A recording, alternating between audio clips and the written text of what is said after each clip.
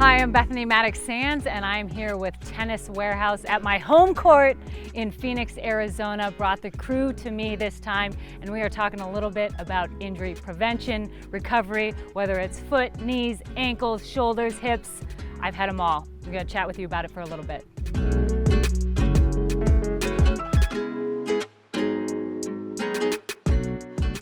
The first step in the recovery process after an injury is coming to terms with it.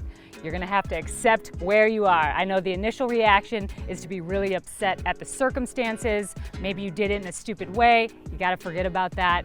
Relax a little bit. Make sure everything is still in the right place, obviously. Once that is confirmed, you just gotta take a moment to speak to a trainer, speak to a doctor, and figure out what is actually wrong. Now, a lot of times, where the injury ends up is not where it started. So a big thing in that injury in the first couple steps is figuring out where that connection leads to. So if it's a knee injury, sometimes it goes below. You could have ankle issues, foot issues, or you could go up top and have hip issues as well. So when you're treating specific injuries, obviously, if there's some trauma in the area, you address that.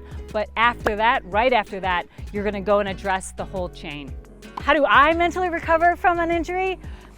I'll say I think this is a tougher thing to do than actually the physical recovery. For me and my experience, your body always recovers. It will figure out a way to mend itself. Some will be shorter, some will take a longer time, but ultimately it does its job. However, I think if you can mentally be in a better place, you can actually speed that process up. So many times, indirectly, we are upset at ourselves or our body when we get injured, and we kind of have some resentment towards that. And I'll even say that personally with my knee issues, I had to really kind of go deep down inside and dig a little bit and kind of release some of the resentment and the anger at the timing of my injury. So I did a few things where I talked to my knee. I sent a lot of positive vibes, but it's really a mental connection is probably the first thing that you got to do to expedite your recovery.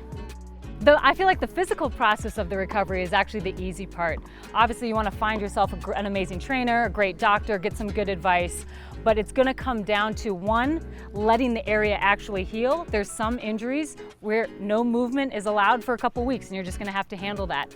But once you're able to move, it's going to come down to building the strength and building the confidence back in that joint or back in that area. A lot of times we'll tend to guard injuries, and even once they feel better, we still have that automatic movement where we're maybe not stepping on that leg the same way or using our left arm the way we should be. And so it's going to be a conscious focus to actually start normalizing all your movements again. And even for me, from ankle injuries, toe injuries, it's important to start with simple things like looking in a mirror and watching yourself walk. You'll be surprised at how little injuries like that, you just change your gait just a little bit and you'll ultimately be feeling it in your hip, your back, and that injury will lead to other ones. So I think it's important to really address the whole chain in the physical part of the recovery. Setbacks are always going to happen. I think, you know, when I think back to the few that I've had, some have been short term, some have been a couple months, some have lasted me a year, and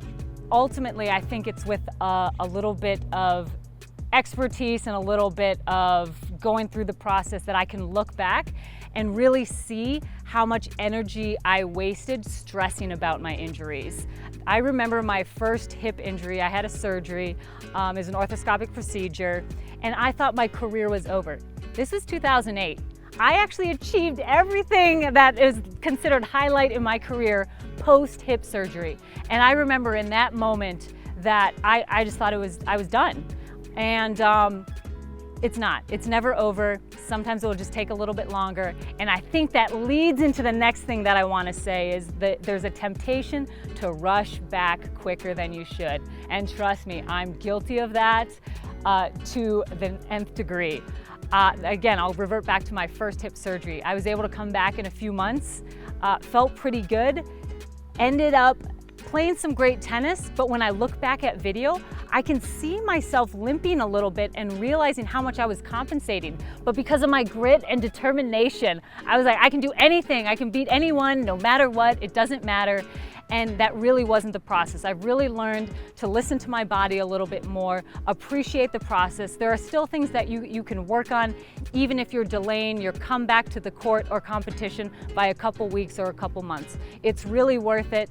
And even then, I've made a promise to myself that after any injuries or illnesses that I have, I actually want to give myself a little bit of time feeling good in practice. A lot of times my mentality was like, the minute I felt amazing in practice, the next day was match day. And I was like, you know what, I want to play a couple weeks of practice matches before I would even go into competition. Just give myself that time. And I think that's really important. It also helps you listening to your body more, which in the end will help prevent you from getting injuries. I think support team is crucial. I've really been fortunate throughout my life and my career to have an amazing team around me. There were moments especially after my knee surgery, where I not only needed help getting around, but just getting out of bed. I needed someone to go get me water. So obviously Justin, I had a bell ringing him for anything that I needed. Somehow that disappeared after a couple weeks. I don't know why, but I really think it's important to not sort of dig yourself in a hole once you have an injury. I think that's sometimes a competitive edge that we think we're missing out on, and we're frustrated that we can't be back and be ourselves. So we kind of put ourselves in a little bit of a hole, and I feel like that just prolongs the injury, and also it's undue stress. I mean, really, I've had a chance to look back at some of my past injuries when I have done that. I've gotten hurt and I haven't talked to anybody for weeks. And in the end, it really doesn't do anything. It didn't help me come back any faster. I didn't feel good about it. I didn't enjoy other things in the moment. So it's one thing that experience has taught me, that even have a good team around you and just reach out and be as normal as possible. There's just maybe a couple things you're unable to do, but outside that, I think it's important to mentally stay fresh and stay connected to other people. How do you know when you're ready to come back and compete? I think that is the golden question. There is no black and white answer. Unfortunately, guys, I'm gonna be honest, there is no date or timeline that I can say, follow this exactly, and here's when you can compete. It really comes down to listening to your body. I think once you reach a point where you trust your movement, where you trust your strokes, where you're not thinking about it in the back of your mind. There's times where the pain is gone, but you're not quite going for that wide forehand or lunging for that backhand volley. I would take that mindset, those little cues into consideration before coming back. So if anything, err on the side of more time. It will only benefit you. Trust me, there are so many things you can do to elevate your tennis game without crushing yourself on the court. So keep those injuries at bay, stay mentally fresh.